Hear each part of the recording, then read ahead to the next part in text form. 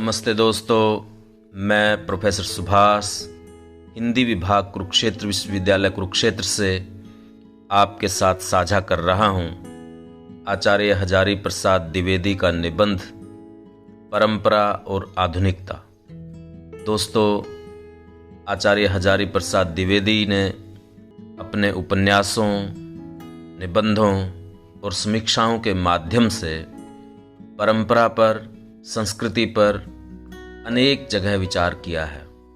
परंपरा और आधुनिकता के संबंधों को आचार्य हजारी प्रसाद द्विवेदी ने विविध आयामों के माध्यम से उद्घाटित किया है। तो प्रस्तुत है दोस्तों, परंपरा और आधुनिकता। परंपरा और आधुनिकता के बीच सामंजस्य खोजना आज की वार्ता का विषय है। ऊपर ऊपर से ऐसा लगता है कि परंपरा अब तक के सभी आचार विचारों का एक जमाव है। सभी पुरानी बातें परंपरा कह दी जाती हैं, जबकि सत्य यह है कि परंपरा भी एक गतिशील प्रक्रिया की देन है। हमने अपनी पिछली पीढ़ी से जो कुछ प्राप्त किया है वह समूचे अतीत की पूंजीभूत विचार राशि नहीं है। सदा नए परिवेश में कुछ पुरानी बातें छोड़ दी जाती हैं और नई बातें जोड़ दी जाती हैं। एक पीढ़ी दूसरी पीढ़ी को हूबहू वही नहीं देती जो अपनी पूर्ववर्ती पीढ़ी से प्राप्त करती है। कुछ न कुछ छंटता रहता है, बदलता रहता है, जुड़ता रहता है। यह एक निरंतर चलती रहने वाली प्रक्रिया है। परंपरा का शब्दार्थ है एक का दूसरे को, दूसरे का तीसरे को दिया जाने वाला क्रम। वह अतीत का समानार्थक नहीं है। परंपरा जीवंत प्रक्रिया है जो अपने परिवेश के संग्रह त्याग की आवश्यकताओं के अनुरूप निरंतर क्रियाशील रहती है। कभी कभी इसे गलत ढंग से अतीत के सभी आचारों विचारों का बोधक मान लिया जाता है। परंपरा से हमें समूचा अतीत नहीं प्राप्त होता, उसका निरंतर निखरता, छंटता, बदलता रूप प्राप्त होता है। उसके आधार पर हम आगे की जीवन पद्धति को रूप देते हैं। एक उदाहरण लें, भाषा हमें परंपरा से प्राप्त हुई है। वह वैदिक युग की भाषा नहीं है, अपभ्रंश युग की नहीं है, यहाँ तक कि वही आज से 25 वर्ष पूर्व की भी नहीं है। काल प्रवाह में बहती हुई, समकालीन संदर्भ से निखरती हुई, अनावश्यक बातों की छंटनी करती हुई, नए उपादानों से बढ़ती और बदलती हुई, वह जिस रूप में इस पीढ़ी को प्राप्त हुई है वही आज का परंपरा प्राप्त रूप है। वह समूचे अतीत के रूपों को लिए दिए यहाँ तक नहीं पहुँची है। शब्द बदल गए हैं, ऐसे भी शब्द इसमें आ गए हैं जो पहले नहीं थे। ऐसे बहुत से छूट गए हैं जो पहले प्रचलित थे। ऐसे भी बहुत हैं जो लगते तो पुराने हैं पर उनके अर्थ में परिवर्तन हो गया है। और तो और वाक्य विधान और व्याकरण में भी परिवर्तन हुए, फिर भी वह अतीत से एकदम असंपृक्त भी नहीं है। कब, क्या और कैसे बदला, यह पंडितों के अध्ययन विश्लेषण की अपेक्षा रखता है। पर परंपरा प्राप्त भाषा अतीत के किसी भी बिंदु की हूबहू भाषा नहीं है। यदि हम ऐसा कहना चाहें कि जो एकदम नया है वह पहले कभी था ही नहीं, तो उसे कहने के लिए हमें इसी परंपरा लब्ध भाषा का सहारा लेना पड़ेगा। उसमें नए शब्द आ सकते हैं, कहने की भंगिमा में भी नयापन आ सकता है, पर सहारा लेना पड़ेगा उसी परंपरा लब्ध भाषा का। आगे की पीढ़ी को हम थोड़ी और बदली हुई भाषा देंगे और उस पीढ़ी की परंपरा कुछ और निखरी हुई, छंटी हुई और बदली हुई हो जाएगी। यही स्थिति समस्त आचार विचारों के क्षेत्र में है। इस प्रकार परंपरा का अर्थ विशुद्ध अतीत नहीं है, बल्कि एक निरंतर गतिशील जीवंत प्रक्रिया है। उससे हमें जो कुछ मिलता है वह उस पर खड़े होकर आगे के लिए कदम उठाते हैं। नीति वाक्य में इसी बात को इस प्रकार कहा गया है, बुद्धिमान आदमी एक पैर से खड़ा रहता है, दूसरे से चलता है। यह केवल व्यक्ति सत्य नहीं है, सामाजिक संदर्भ में भी यही सत्य है। खड़ा पैर परंपरा है, चलता पैर आधुनिकता। दोनों का पारस्परिक संबंध खोजना बहुत कठिन नहीं है। एक के बिना दूसरे की कल्पना ही नहीं की जा सकती। परंतु न तो परंपरा और न आधुनिकता ही कालवाचक शब्द रह गए हैं। ये दोनों मनोभाववाचक अधिक हो गए हैं। वर्तमान परिस्थिति में तो कहीं अधिक मात्रा में। आधुनिकता क्या है? शब्दार्थ पर विचार करें तो अधुना या इस समय जो कुछ है वह आधुनिक है, पर आधुनिक का यही अर्थ नहीं है। हम बराबर देखते हैं कि कुछ बातें इस समय भी ऐसी हैं जो आधुनिक नहीं हैं बल्कि मध्यकालीन हैं। सभी भावों के मूल में कुछ पुराने संस्कार और नए अनुभव होते हैं। यह समझना गलत है कि किसी देश के मनुष्य सदा सर्वदा किसी विचार या आचार को एक ही समान मूल्य देते आए हैं। पिछली शताब्दी में हमारे भारतवासियों ने अपने अनेक पुराने संस्कारों को भुला दिया है और बचे संस्कारों के साथ नए अनुभवों को मिलाकर नवीन मूल्यों की कल्पना की है। वैज्ञानिक तथ्यों के परिचय से राजनीतिक, सामाजिक और आर्थिक परिस्थितियों के दबाव और आधुनिक शिक्षा की मानवतावादी दृष्टि के बहुल प्रचार से हमारी पुरानी मान्यताओं में बहुत अंतर आ गया है। उदाहरण के लिए साहित्य को लें। आज से 200 वर्ष पहले का सहृदय साहित्य में जिन बातों को बहुत आवश्यक मानता था उनमें से कई अब उपेक्षणीय हो गई हैं, और जिन बातों को वह त्याज्य समझता था उनमें से कई अब उतनी अस्पृश्य नहीं मानी जाती। आज से 200 वर्ष पहले के सहृदय को उस प्रकार के दुखांत नाटकों की रचना अनुचित जान पड़ती थी जिनके कारण यवन साहित्य इतना महिमा मंडित समझा जाता है और जिन्हें लिखकर शेक्सपियर संसार के अप्रतिम नाटककार बन गए हैं। उन दिनों कर्मफल प्राप्ति की अवश्यंभाविता और पुनर्जन्म में विश्वास इतने दृढ़ भाव से बद्धमूल थे कि संसार की समंजस व्यवस्था में किसी असामंजस्य की बात सोचना एकदम अनुचित जान पड़ता था। परंतु अब वह विश्वास शिथिल होता जा रहा है और मनुष्य के इसी जीवन को सुखी और सफल बनाने की अभिलाषा प्रबल हो गई है। समाज के निचले स्तर में जन्म होना अब किसी पुराने पाप का फल नहीं माना जाता, बल्कि मनुष्य की विकृत समाज व्यवस्था का परिणाम माना जाने लगा है। इस प्रकार के परिवर्तन एक दो नहीं अनेक हुए हैं, और इन सब के परिणाम स्वरूप सिर्फ हमारी प्रकाशन भंगिमा में ही अंतर नहीं आया है, उसके उपभोग या ग्रहण के तौर तरीकों में भी फर्क पड़ गया है। साहित्य के जिज्ञासु को इन परिवर्तित और परिवर्तनमान मूल्यों की ठीक ठीक जानकारी नहीं हो तो वह बहुत सी बातों के समझने में गलती कर सकता है। फिर परिवर्तित और परिवर्तनमान मूल्यों की ठीक ठीक जानकारी प्राप्त करके ही हम यह सोच सकते हैं कि परिस्थितियों के दबाव से जो परिवर्तन हुए हैं उनमें कितना अपरिहार्य है, कितना वांछनीय है और कितना ऐसा है जिसे प्रयत्न करके वांछनीय बनाया जा सकता है। यह गलत धारणा है कि मनुष्य कभी पीछे लौटकर ठीक हूबहू उन्हीं विचारों को अपनाएगा जो पहले थे। जो लोग मध्ययुग की भांति सोचने की आदत को इस भयंकर वात्य चक्र की उलझन से बच निकलने का साधन समझते हैं वे गलती करते हैं। इतिहास चाहे किसी क्षेत्र में अपने को दोहरा लेता हो, विचारों के क्षेत्र में वह जो गया सो गया, उसके लिए अफसोस करना बेकार है। पर इतिहास हमारी मदद अवश्य करता है।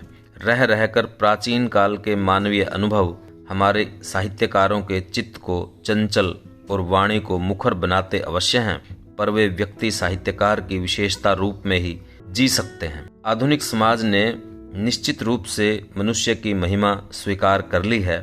अगला कदम सामूहिक मुक्ति का है, सब प्रकार के शोषणों से मुक्ति का। अगली मानवीय संस्कृति मनुष्य की समता और सामूहिक मुक्ति की भूमिका पर खड़ी होगी।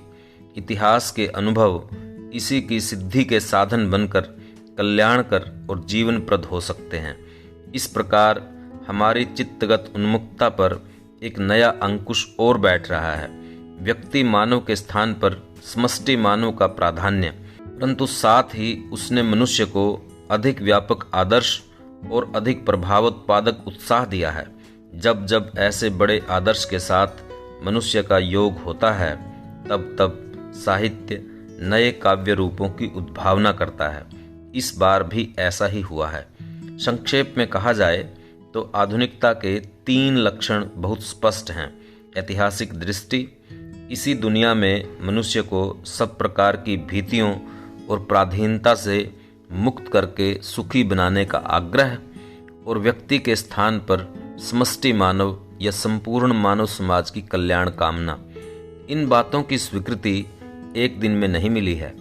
आधुनिक युग में मध्यकालीन जब्ती हुई मनोवृत्ति से मुक्त मनुष्य की मेधा अनेक क्षेत्रों में नई जानकारियों को प्राप्त करने में समर्थ हुई है। भौतिक जगत, जीव विज्ञान, मनोविज्ञान, कला आदि के क्षेत्रों में अभूतपूर्व जानकारियां प्राप्त हुई हैं। सब में कुछ न कुछ सुधार होते रहते हैं।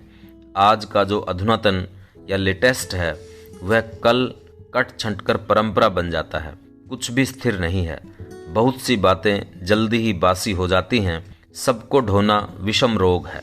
अपने को अत्यंत आधुनिक मानने वाला विचारक अभी कल तक की मान्यताओं में से कुछ को पीछे की ओर घसीटने वाला समझता है।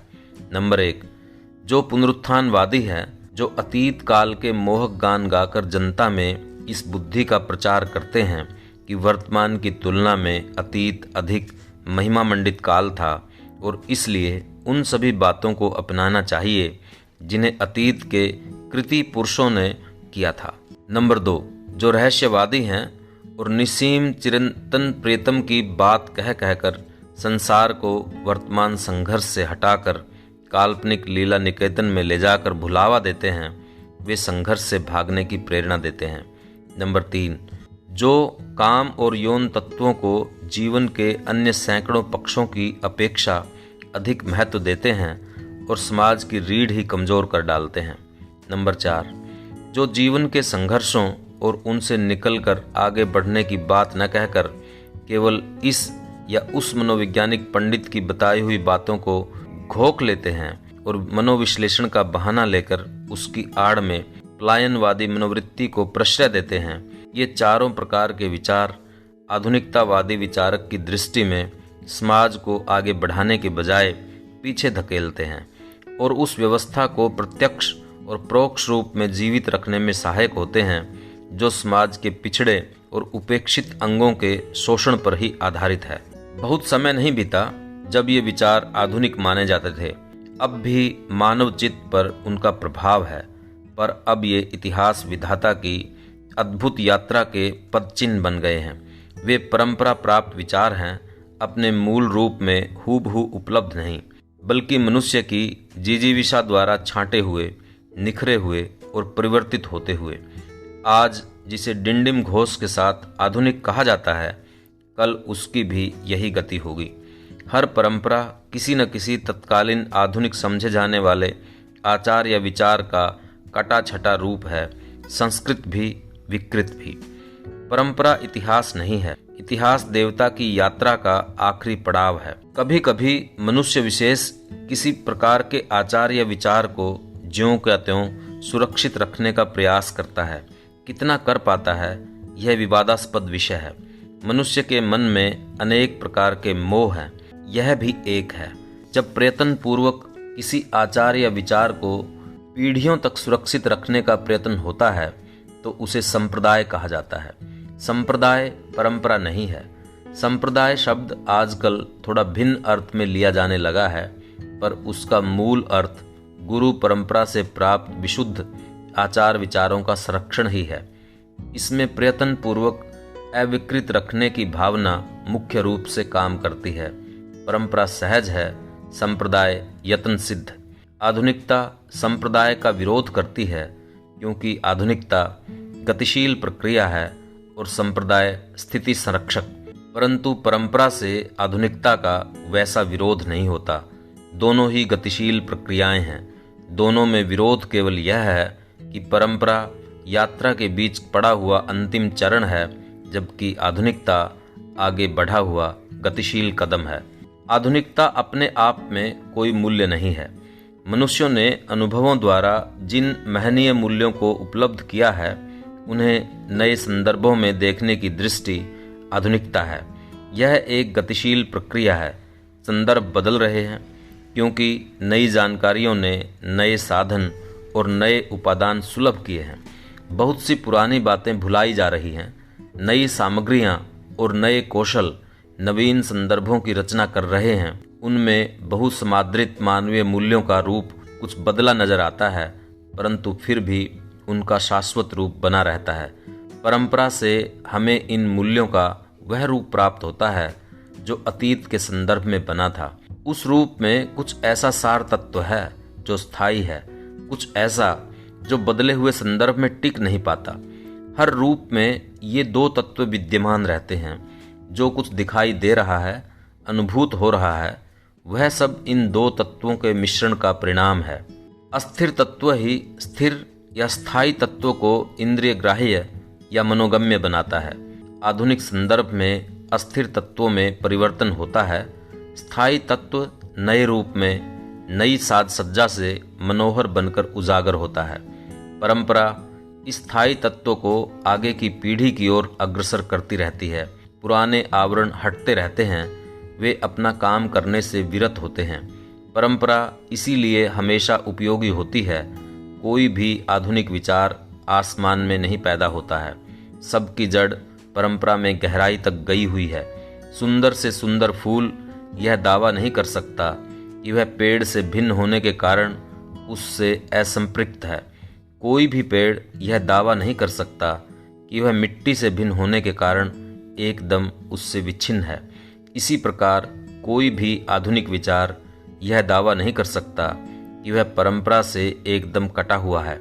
कार्य कारण के रूप में, आधार आधेय के रूप में परंपरा की एक अविच्छेद्य श्रृंखला अतीत में बहुत गहराई तक गई हुई है। आधुनिकता ज्ञान की अत्याधुनिक उपलब्धियों के आलोक में रूप ग्रहण करने का प्रयास करती है, इसीलिए बौद्धिक है।